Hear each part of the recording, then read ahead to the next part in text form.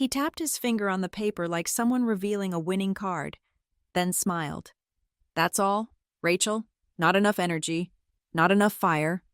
I stared at the circled number 1500 and understood I'd just been erased from the picture. But they didn't know. I was the one who built the foundation for their $84 million deal. And with just one signature, I could turn it all to dust. My name is Rachel Bennett, and I've spent the last 18 months building something that could transform Novalink Systems from a mid-tier tech company into a powerhouse. At 32, I'd earned my stripes as lead engineer through countless late nights debugging legacy code and architecting solutions that actually worked. But apparently, that wasn't enough for our new CFO. Logan Pierce had swept into Novalink 4 months ago like a corporate messiah, all sharp suits and sharper smiles. At 40, he carried himself with the confidence of someone who'd never encountered a spreadsheet he couldn't manipulate or a board he couldn't charm. Fresh from our competitor, he promised transformation, innovation, a new vision for our future. What he delivered was corporate theater. The restaurant he'd chosen for our intimate lunch screamed power play white tablecloths, servers who appeared and disappeared like ghosts, the kind of place where deals were sealed over $100 steaks. I should have known something was wrong when he insisted on ordering for both of us. "Rachel," he said, cutting into his fillet with surgical precision, "you're a talented engineer, technical skills, absolutely solid, but leadership in the new Novalink requires something more." I set down my fork, my salmon suddenly tasteless. Something more. He reached into his Italian leather briefcase, of course it was Italian leather, and slid a cream-colored envelope across the table. The Novalink logo embossed on top caught the light. "Your bonus," he said, his tone suggesting he was doing me a favor. I opened it. The number stared back at me, 1,500. Half of what my fellow engineers received. A third of what I'd gotten last year under different leadership. "I don't understand," I said, though I understood perfectly. Logan leaned back, fingers steepled like he was about to impart wisdom from on high. "You lack energy, Rachel, fire, the kind of presence that elevates a team. Good work, yes, but not quite aligned with our new trajectory." The words hung between us like a challenge. 18 months of 70-hour weeks, of building the entire infrastructure for our flagship project, reduced to good work. I wanted to tell him about the nights I'd spent untangling the mess his visionary predecessor had left behind, about the Helix bridge system that only existed because I'd architected it from scratch, about the documentation I'd meticulously crafted that no one, especially not him, had bothered to read. Instead, I folded the bonus slip and tucked it into my purse. "I see." "I knew you'd understand," Logan said, already signaling for the check. "You're practical. It's one of your better qualities." As he signed the receipt with a flourish, he added, "Oh, and we're restructuring the Helix migration project team, bringing in some fresh perspectives.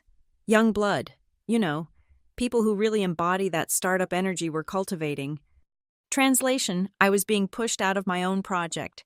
The $84 million deal with Wayland Dynamics that everyone was salivating over, the one built entirely on my Helix Bridge architecture. Logan wanted my name nowhere near it when the contracts were signed. "Mia Carlson will be taking point on the technical presentations," he continued, oblivious to the way my hands had stilled on the table. "She's got that spark. You know, that hunger." Mia Carlson, 25 years old, 6 months out of her MBA. Couldn't tell a REST API from a restaurant menu, but she laughed at Logan's jokes and used words like synergy and paradigm shift without irony. "Of course," I said, my voice steady as granite. "I'm sure she'll do wonderfully." Logan's smile widened, mistaking my calm for submission. He had no idea that he'd just declared war on the wrong person. No idea that the entire infrastructure he was banking on the foundation of that $84 million deal existed only because I'd built it, and more importantly, he had no idea about Section 4.3c of the compliance documentation. Sitting in my locked filing cabinet, that required my explicit signature for any deployment or transfer of the Helix Bridge logic. As we stood to leave, Logan clapped me on the shoulder with false camaraderie. "Don't take it personally, Rachel. It's just business." I smiled back, the kind of smile that never quite reaches the eyes. "You're absolutely right, Logan. It's just business." Walking back to the office, my heels clicking against the pavement in a rhythm that sounded like war drums, I began to plan. Logan Pierce thought he could erase me from my own creation, steal my work while tossing me scraps. He thought I was just another engineer he could steamroll on his way to the top. He was about to learn exactly how wrong he was. Back at my desk, I pulled out the key from beneath my keyboard tray, a small, unremarkable piece of metal that Logan would never think twice about. It opened the filing cabinet where I kept the physical documentation for Helix Bridge. 92 pages of technical specifications, architectural diagrams, and most importantly, legal provisions I'd insisted on including when I first designed the system. I wasn't paranoid, I was prepared. The Helix Bridge wasn't just another integration tool. It was the neural network that would allow Novalink's ancient legacy systems to communicate seamlessly with modern cloud infrastructure. Without it, the company would be stuck with two incompatible systems, hemorrhaging money and data. With it, we could offer something our competitors couldn't: true hybrid integration with zero data loss. I'd spent 6 months building it, another 6 documenting every function, every dependency, every potential failure point. The code itself lived in our internal repository, flagged as IP sensitive, but the real power wasn't in the code. It was in the legal framework I'd wrapped around it. Section 4.3c. I ran my finger across the page, reading the words I'd fought to include. Any reuse, deployment, or transfer of the Helix Bridge logic architecture requires direct written authorization from the original author. This includes but is not limited to production deployment, client demonstrations, and third-party integration testing. The legal team had initially resisted, calling it unusual, but I'd insisted, explaining that the architecture contained proprietary algorithms I'd developed independently. Before joining Novalink, they'd eventually agreed, probably thinking it would never matter. After all, why would the company ever want to deploy its own system without its lead engineer's approval? Logan had never read this documentation. I knew because I'd checked the access logs. He'd never even opened the file, too busy with his PowerPoints about reimagining velocity and redefining ownership to bother understanding what he was actually trying to sell. I photocopied the relevant pages, highlighting section 4.3c in yellow, then locked the original back in the cabinet. The copies went into my laptop bag. Insurance. Over the next week, I watched the circus unfold. Logan paraded Mia around like a prize pony, introducing her as the technical visionary behind the Helix migration. She nodded enthusiastically through meetings, throwing around buzzwords she'd clearly memorized from Logan's coaching. Seamless integration, scalability paradigm, cloud-native transformation. Meanwhile, I maintained the actual system, fixing bugs, optimizing performance, ensuring everything ran smoothly for the demos, but I made subtle changes to my work pattern. Every commit to the repository now included detailed comments about ownership and compliance requirements. Every email about system updates CC'd legal. For documentation purposes. I also began building my evidence trail. Screenshots of Logan explicitly excluding me from client meetings, emails where he claimed credit for technical decisions I'd made, the org chart updates that mysteriously removed my name from the Helix migration project team while keeping me responsible for maintaining the infrastructure. The beautiful thing about arrogant people is they never think the quiet ones are documenting their arrogance. 3 weeks after our lunch, I overheard Mia in the break room, practically vibrating with excitement. Logan says once we close Wayland, I'll be promoted to technical director. Can you believe it? 6 months out of school and already director level? Her friends squealed in congratulations. I poured my coffee silently, invisible as always. What about Rachel? The friend asked. Isn't she the lead engineer? Mia's voice dropped to a gossipy whisper. Logan says she's too old school, no vision. He's planning to transition her out after the deal closes. Someone from his old company is lined up for her position. I added extra sugar to my coffee, stirring slowly. Transition me out. Replace me with one of Logan's cronies. Use my system to secure the deal. Then show me the door. That evening, I stayed late, using my administrator access to create a complete backup of all Helix Bridge documentation, including the development history showing I was the sole architect. I uploaded it to my personal secured cloud, encrypted and time-stamped. Not to sabotage, I'd never stooped to destroying work I'd built with my own hands, but to protect myself and my creation. Before leaving, I stopped by my filing cabinet one more time. I added a sticky note to the documentation. If you're reading this, it means someone finally decided to check the paperwork, RB. Then I placed a second copy of Section 4.3c in an envelope, sealed it, and had it couriered to Linda Morell, our chief legal officer, with a note, "For your records regarding the Helix migration project, please confirm receipt." The next morning, Linda's assistant confirmed receipt with a formal email, copying legal archives, another piece of evidence locked in place. Logan thought he was playing chess while I was playing checkers. He didn't realize I wasn't playing at all. I was building a wall, brick by brick, that he was about to run into at full speed.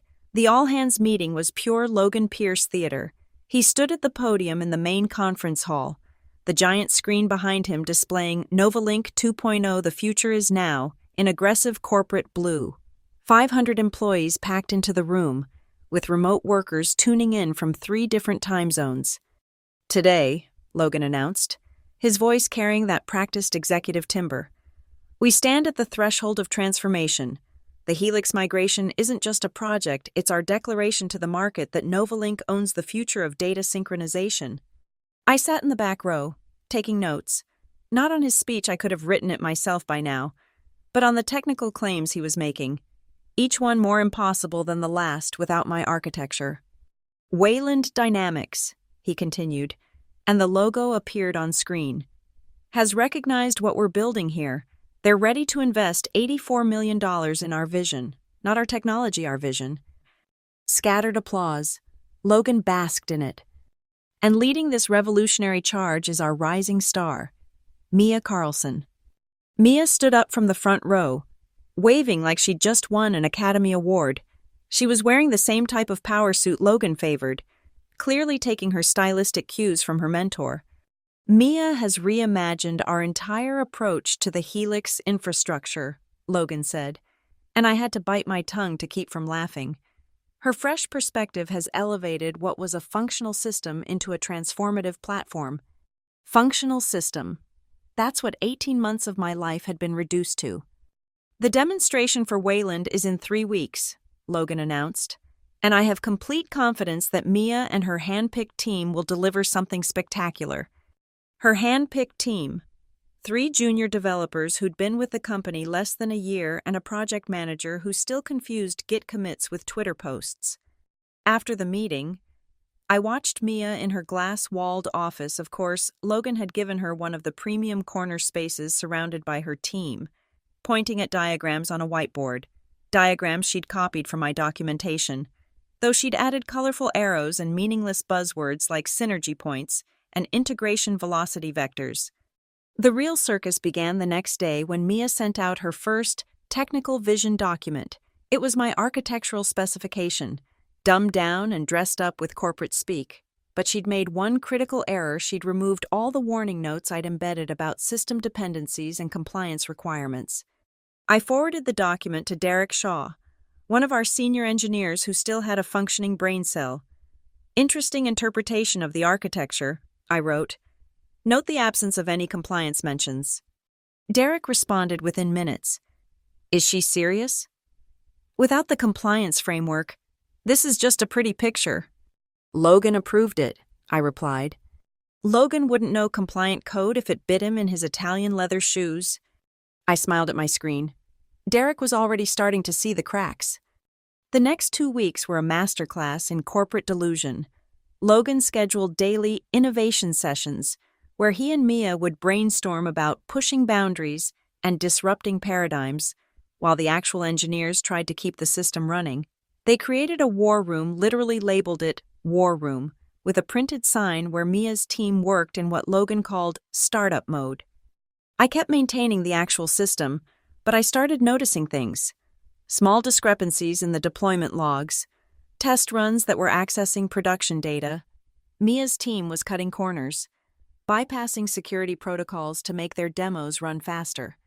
I documented everything, every violation, every shortcut, every ignored warning. I sent weekly status updates to my personal email, CCing myself on all technical decisions with timestamps and version numbers. Then came the Wednesday afternoon when Mia burst into my cubicle, panic barely concealed under her makeup. "Rachel, the staging environment is showing errors. These weird number codes, 504, 5004, 4004. Logan says you'd know what they mean." I looked up from my monitor slowly. "Those are cascade failures in the data synchronization layer. Did you check the Helix bridge configuration?" "The what?" "The Helix bridge, the core logic that makes the entire system work." Her face went blank. That should be in the repository, right?" "The code is, but you need the logic documentation to understand the implementation. It's all in the technical specifications." "The ones you wrote?" I nodded. "All 92 pages. She laughed nervously. "Logan said we didn't need to get bogged down in old documentation. We're being agile." "Agile," I repeated. "Right. Well, those errors mean the system can't find the authenticated logic files. You'll need to resolve that before deployment." "Can you just fix it?" I turned back to my screen. "I'm not on the Helix migration team anymore. Remember, I'm sure your hand-picked team can handle it. They're spectacular. After all." Mia left my cubicle looking less confident than she'd entered, but I knew she wouldn't go to Logan with the problem. She couldn't admit she didn't understand the system she was supposedly leading. That night, I updated my sticky note in the filing cabinet. "If you're reading this, it's probably because the system is failing. Should have read the documentation. RB." The $84 million deal was 2 weeks away, and Logan's house of cards was starting to wobble. The first cascade failure hit on a Tuesday at 3:27 p.m. I was refilling my coffee when I heard the commotion from the war room, Mia's voice rising above the others, sharp with barely controlled panic. "What do you mean the entire staging environment is down?" I stirred my coffee slowly, listening to the chaos unfold. Through the glass walls, I could see Mia's team scrambling, fingers flying over keyboards, faces illuminated by error messages painting their screens red. By 4:15 p.m., my inbox started filling with increasingly desperate messages. "System throwing 504 errors. Urgent. Data synchronization failed. Need immediate assistance. Helix bridge logic files not found. Critical." I archived each one without responding. I wasn't on the team, after all. Derek Shaw appeared at my desk around 5 p.m., looking haggard. "Rachel, you need to see this." He showed me his laptop screen, a cascade of error logs, each one time-stamped, each one pointing to the same fundamental issue: the system couldn't locate the authenticated Helix bridge logic files. "They tried to push directly to production," Derek said, his voice low. "Without resolving the staging errors, Logan overrode the protocol, said we needed to demonstrate resilience under pressure for Wayland." I kept my expression neutral, and production is holding, barely, but it's running on cached configurations. The moment someone tries to modify anything or scale up for the Wayland demo, the entire system will collapse, I finished. Derek nodded grimly. "I tried to warn Logan, but he said, and I quote, 'I don't want to hear about theoretical problems. I want to see solutions.'" "Did you document his override?" A small smile crossed Derek's face. "Email trail, ticket system, and a screenshot of his direct message ordering me to stop catastrophizing and push the damn code." "Good man. Derek, always cover your ass in corporate America." The next morning, Logan called an emergency meeting, not in the war room in his office, with just Mia and 2 other senior managers. I knew because I could see them through his glass walls.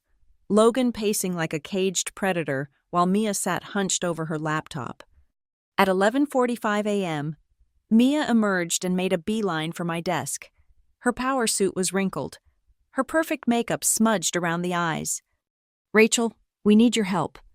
I looked up from my code review. "Is this an official request from the Helix migration team?" She swallowed hard. "Logan wants... He insists you look at the errors. As a consultant, unofficially." "Unofficially," I repeated. "So no documentation, no credit, no trail that I was involved." "He says it's better for team morale if we handle it internally. But between us, you'd be saving the project." I leaned back in my chair. "Mia, do you even know what Helix Bridge does?" Her silence was answer enough. "It's the translation layer," I explained patiently, like teaching a child. "It takes data from 17 different legacy systems, each with their own format, their own protocols, their own authentication methods, and converts them into a unified stream that can be processed by modern cloud infrastructure. Without it, you're trying to force square pegs into round holes." "Can you fix it?" "The system isn't broken. It's doing exactly what it's supposed to do, refusing to run without proper authentication. The logic files need to be signed and deployed according to compliance protocols." "What compliance protocols?" I pulled out my phone and forwarded her an email, the one I'd sent 3 months ago, outlining the compliance requirements, which she'd never opened. "Section 4.3c, I said. "Every deployment needs authorized signatures. It's in the documentation." Her face went pale. "What documentation?" "The 92-page technical specification that Logan said you didn't need to get bogged down in." She left without another word. 10 minutes later, I saw her in Logan's office, gesticulating wildly. Logan's face was turning an interesting shade of purple. That afternoon, something remarkable happened. The errors started multiplying, not because the system was degrading, but because Mia's team, in their panic, was making it worse. They tried to bypass the authentication, triggering security protocols. They attempted to roll back changes, but had never properly versioned their deployments. Every fix created 2 new problems. Derek stopped by my desk again at 6:30 p.m. "You're watching this train wreck pretty calmly." "I'm not on the team," I reminded him. "Just a legacy engineer lacking energy and fire." He snorted. "Right. By the way, hypothetically speaking, where would someone find the complete Helix Bridge documentation if someone wanted to actually understand the system?" I pulled open my desk drawer, revealing a yellow sticky note. "Bottom drawer of the old filing cabinet in the east storage room, the one nobody uses anymore." Derek memorized the location and walked away without another word. That night, the staging environment completely collapsed. The production system was running on fumes, held together by cached configurations and prayers. The Wayland demonstration was in 1 week. Logan's 84 million house of cards was folding in on itself, and he was about to learn what happens when you build on foundations you don't understand, with blueprints you never bothered to read. Thursday morning, 7:45 a.m., I arrived to find Derek Shaw sitting outside the chief legal officer's suite, a thick binder in his lap. He looked like he hadn't slept, but his eyes were sharp with purpose. He nodded when he saw me but said nothing. We both knew what was in that binder. I went to my desk and waited. The storm was coming, and I wanted a front row seat. At 9:15 a.m., Linda Morell herself appeared in the engineering department, a rare enough occurrence that conversations stopped mid-sentence. She was a woman who commanded attention without trying. Silver hair pulled back in a severe bun, wearing the kind of suit that whispered power rather than screaming it. She walked straight to Logan's office, Derek trailing behind her with the binder, through the glass walls. I watched Logan's body language shift from confident to confused to something approaching fear. Linda opened the binder on his desk, even from across the floor. I could see the yellow highlighting on the pages. She pointed to something, and Logan's face went white. The meeting lasted exactly 12 minutes. When Linda emerged, she walked to the war room where Mia's team was frantically coding. "All work on the Helix migration stops immediately," she announced. "No code deployments, no system changes. Nothing moves until legal completes a full compliance review. Mia stood up, laptop clutched to her chest like armor. But the Wayland demo is in 6 days. Then you have 6 days to prove the system is compliant, Linda replied coldly. Mr. Shaw has brought to my attention that core infrastructure may have been deployed without proper authorization protocols. What protocols? Mia's voice cracked. Linda held up a page from the binder. Even from my desk, I could see the header section 4.3c. The Helix Bridge logic architecture requires signed authorization from its original developer for any production deployment. According to our records, that developer is Rachel Bennett. Linda's eyes found me across the room. Ms. Bennett, have you provided written authorization for the current deployment? I stood up slowly, making sure everyone was watching. No, Ms. Morell, I have not. The silence that followed was beautiful. You could hear the hum of computers, the distant ding of an elevator, Mia's sharp intake of breath. Then we have a problem, Linda said. Mr. Pierce, my office, now. Logan followed her out like a man walking to his execution. Mia sank into her chair, staring at her screen without seeing it. Derek appeared at my desk 20 minutes later, fighting to keep a smile off his face. You knew this would happen. I knew Logan would never read documentation, I corrected. That's not the same thing. You could have warned him. When during the meeting where he called my work a functional system, or when he gave my project to someone who doesn't know what an API is, Derek pulled up a chair. Linda's furious, not just about the compliance violation, about the liability. If Wayland finds out we deployed unauthorized code containing proprietary algorithms, they could sue, or worse, walk away. Worse for whom? I asked innocently. He studied me for a moment. You planned this entire thing. I planned nothing. I documented everything. There's a difference. The sticky note was a nice touch, he admitted. Very you. Before I could respond, my desk phone rang. Linda Morell's assistant. Ms. Morell would like to see you in conference room A, immediately. Conference room A was the executive level, the one with the panoramic views and the expensive art. When I arrived, Linda was there with Logan and 2 other executives I recognized from the board presentations. Logan wouldn't meet my eyes. Ms. Bennett, Linda began, spreading papers across the table. We need to understand the full scope of the Helix Bridge architecture and its compliance requirements. I sat down carefully. I'd be happy to explain, but I should note that I'm no longer part of the Helix migration team. Mr. Pierce removed me from the project 6 weeks ago. That was a strategic realignment, Logan interjected quickly. Rachel is still a valued member of... Mr. Pierce, Linda cut him off. You explicitly documented her removal from the project. We have the emails. She turned back to me. The 92-page specification Mr. Shaw provided you authored this. Every word, every diagram, every compliance requirement. And Section 4.3c was included to protect Novalink's interests. The Helix Bridge contains algorithms I developed independently. Prior to joining the company, I retained certain rights to prevent unauthorized use or distribution. One of the board executives leaned forward. Are you saying we can't use our own system without your permission? I'm saying you can't deploy, modify, or transfer the core logic architecture without my written authorization. The code belongs to Novalink. The architectural logic that makes it work belongs to me unless properly transferred. Logan's face was turning red.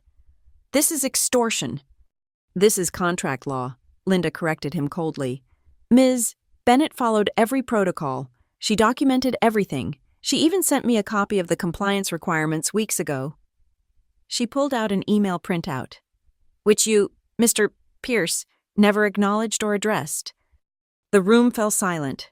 Through the floor-to-ceiling windows, I could see storm clouds gathering over Porterfield. How appropriate. What do you want? Logan finally asked, his voice tight. I looked him straight in the eye. I want nothing. I'm just a functional engineer without enough energy or fire. Remember, 3 days before the Wayland demonstration. Logan Pierce finally swallowed his pride. The invitation came through his assistant lunch at Marchese's, the Italian place downtown where corporate deals went to die or fly, the same restaurant where he'd slid that insulting bonus across the table 6 weeks ago. I arrived 5 minutes late, just enough to make him wait. He was already seated at a corner table, privacy guaranteed by distance and discreet booth walls. His usual swagger had evaporated, replaced by something that might have been desperation if Logan Pierce was capable of such human emotion. "Rachel!" He stood when I approached, pulling out my chair, a gesture he'd never bothered with before. "Thank you for coming." I sat down, placed my napkin in my lap, and waited. The power had shifted, and we both knew it. "I'll cut to the chase," he said after the waiter took our orders. "We need the Helix Bridge authorization. The Wayland deal depends on it." "I'm aware." He reached into his briefcase, that same Italian leather case, and pulled out a different envelope. "I'm prepared to make this worth your while. Triple your original bonus. 6 figures. Rachel, just for a signature." I set down my water glass carefully. 6 figures. Cash bonus. Immediate processing. All you have to do is sign the authorization and transfer the logic rights to Novalink. And then we all win. The company gets the Wayland deal. You get rewarded for your contribution. Everyone moves forward. I studied him for a moment. His expensive suit couldn't hide the stress, the tight jaw, the shadows under his eyes, the way his fingers drummed against the table. "What happens to my position after the deal closes?" I asked. Something flickered across his face. "We can discuss role optimization after—" "No," I cut him off. "We discuss it now. What happens to me after Wayland?" He shifted in his seat. "Your skills are valued, but the company is moving in a new direction. We'd ensure a generous severance package, of course, references, transition time. So I sign away my work. You get your $84 million deal, and I get a pink slip wrapped in a golden parachute. It's business, Rachel, nothing personal." There it was again, his favorite phrase, the corporate equivalent of, "It's not you, it's me." Our food arrived, salmon for me, steak for him.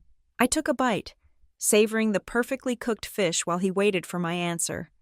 "Logan," I finally said, setting down my fork, "do you really think you can buy 18 months of my life with a check?"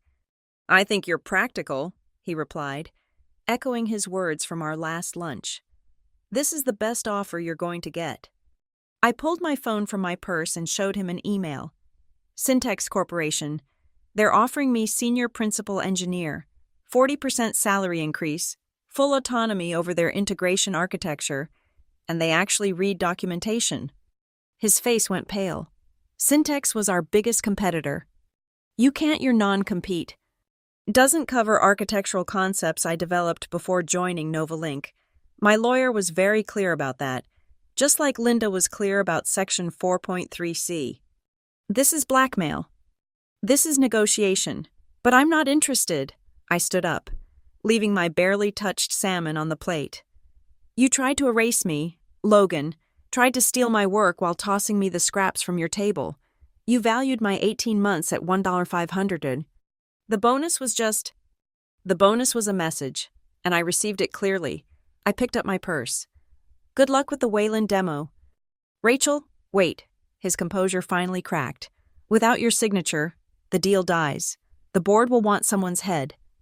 "Probably yours," I agreed. "You're the one who promised them $84 million based on a system you didn't understand, running on architecture you never bothered to verify you could use. You're destroying the company over a personal grudge." I paused at the edge of the booth. "No, Logan, I'm protecting my intellectual property. You're destroying the company with your arrogance. There's a difference." His last attempt came out strangled. "What do you want, name it? Anything." I looked back at him, this man who'd thought he could bulldoze anyone in his path, who'd mistaken quiet competence for weakness, who'd built his house of cards on foundations he didn't own. "I want you to understand something," I said quietly. "Every line of code, every system architecture, every solution you've been selling it exists because people like me build it. We're not just functional, we're fundamental, and you threw me away like garbage." I walked toward the door, then stopped and turned back one more time. "The authorization documents are in my filing cabinet. Logan, the one you never bothered to check, Section 4.3c, subsection B, allows for emergency authorization under specific circumstances, but you'd have to read all 92 pages to find that." His face lit up with desperate hope. "Of course," I added. "It requires the original author to be actively employed in good standing with full project authority, which you revoked 6 weeks ago." The hope died in his eyes as I walked out, leaving him with the check and the crushing weight of his own arrogance. The Wayland demonstration was in 3 days, the clock was ticking, and Logan Pierce was out of moves. The morning of the Wayland demonstration arrived gray and oppressive, with thunderclouds rolling in from the west. I arrived at 8:30 a.m., dressed in my best suit not for the presentation I wouldn't be attending, but for the aftermath I knew was coming. The executive conference room had been transformed into a showcase theater. 3 representatives from Wayland Dynamics were already there, led by their chief technology officer, Marcus Webb, a man known for his zero-tolerance policy on technical incompetence and legal irregularities. I positioned myself at my desk with a clear view of the conference room's glass walls. Around me, the engineering floor buzzed with nervous energy. Everyone knew what was at stake. At 9 a.m. sharp, Logan opened the presentation, all charm and confidence restored for his audience. Mia stood beside him, her hands visibly shaking as she held the presentation clicker. For 30 minutes, they dazzled with PowerPoints and promises. Logan painted visions of seamless integration, revolutionary efficiency, game-changing innovation. Mia nodded along, occasionally interjecting with rehearsed technical terms that sounded impressive but meant nothing. Then Marcus Webb raised his hand. "Before we proceed to the technical demonstration," he said, his voice cutting through Logan's momentum, "we need to discuss the compliance audit."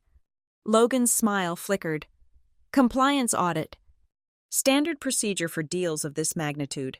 Our legal team requires verification of all intellectual property clearances."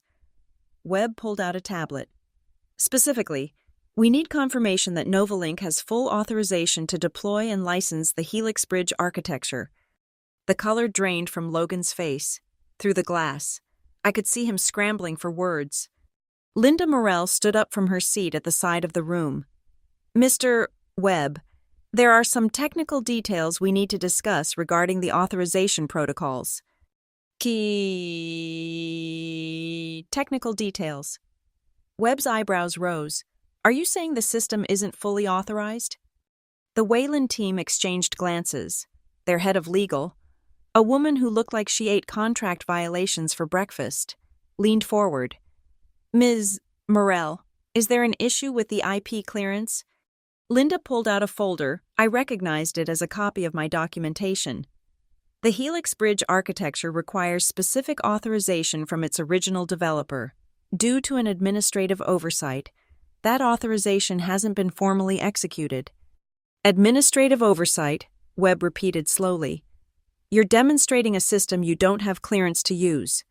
Mia finally spoke, her voice cracking. "The system works perfectly. We can show you." "No," Webb cut her off. "You can't show us anything. If you don't have IP clearance, any demonstration could be considered unauthorized use. That's a liability my company won't accept." Logan tried to salvage the situation. "This is a minor documentation issue. We can have it resolved." When Webb demanded, "In an hour a day, a week, we're supposed to sign an $84 million contract based on technology you may not legally own." The Wayland Legal Counsel was already packing her briefcase. "This meeting is over. When you have full IP clearance, with all documentation properly executed, you can contact us to reschedule." "Wait." Logan's desperation was naked now. "Rachel Bennett, the developer, she's here. She can sign right now."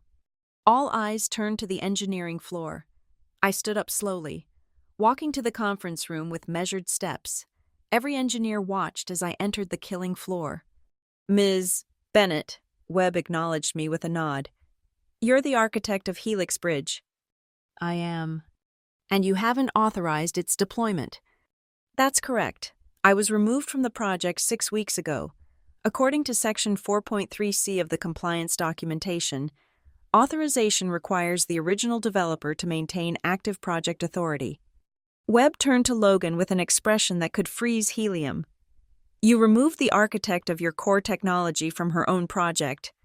It was a strategic realignment. It was stupidity, Webb said flatly. You tried to sell us technology you don't control, developed by someone you discarded. He turned to me. Ms. Bennett, I assume you've retained your IP rights. Full architectural ownership remains with me until properly transferred, per my original employment agreement addendum. Webb's legal counsel whispered something in his ear. He nodded, then stood. Novalink has wasted our time with what appears to be either gross incompetence or deliberate misrepresentation. Either way, Wayland Dynamics is no longer interested. Logan's last desperate play. Rachel, please, the company. The company should have thought about that before you decided I wasn't worth more than $500, I said, loud enough for everyone to hear. Webb paused at the door, looking back at me. Ms. Bennett, Wayland might be interested in discussing opportunities with someone of your obvious talents, someone who understands the value of proper documentation and intellectual property protection.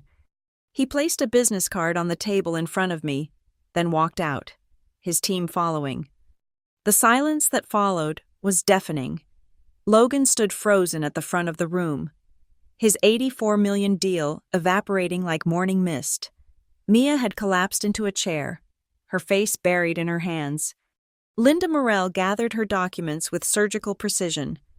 Mr. Pierce, the board is meeting in 1 hour. Your attendance is required. She walked out, leaving Logan standing alone in his theater of dreams, now a stage for his downfall. At 5 p.m. that same day, I received an email marked Urgent, Executive Action Required. The subject line was brief. Helix Migration, Emergency Meeting. I walked into Conference Room B, not the executive showcase room, just a regular meeting space where real work got done. Linda Morell was there with 2 board members I recognized from annual presentations. Logan sat at the far end of the table, his Superman cape thoroughly shredded. Ms. Bennett, Linda began without preamble. The board has made several decisions.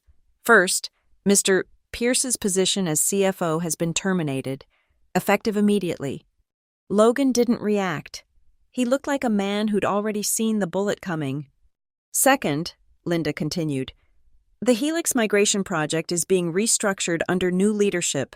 We need someone who understands the technology and has the team's respect.